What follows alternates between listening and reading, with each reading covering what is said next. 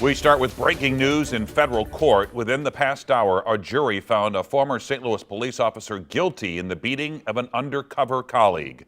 Thanks for joining us. I'm Mike Bush. And I'm Ann Allred. The same jury failed to reach a verdict on a second officer who was also on trial. The I-Team's Christine Byers has covered this trial from start to finish, and she's live at the federal courthouse in downtown St. Louis to bring us the very latest. Christine, this was a long process, and the judge did something he's never done with the jury before.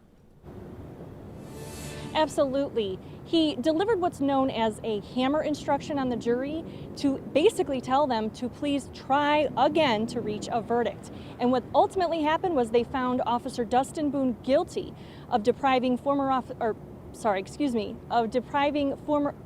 depriving Officer Luther Hall of aiding and abetting in depriving Luther Hall of his civil rights. And it took them nearly 2 full days to convict him. Well, it was a hung jury. We've now sat in 2 jury trials that took up approximately 4 weeks, 24 jurors. There's been an acquittal on the civil rights and unable to reach a verdict on the other count, the destruction count. I'd be surprised if they're going to require Chris to go through yet a 3rd trial. I think at that point it becomes particularly inappropriate. I said in my closing argument that no one hates a bad cop more than a good cop. And for those of us in law enforcement, it's gratifying when we can take a bad cop off the street.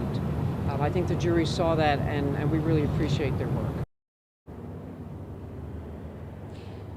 Now, former Officer Dustin Boone faces up to 10 years in prison and will be allowed to remain on bond until his sentencing. Live at the federal courthouse in downtown St. Louis for the I-Team, Christine Byers, 5 on your side.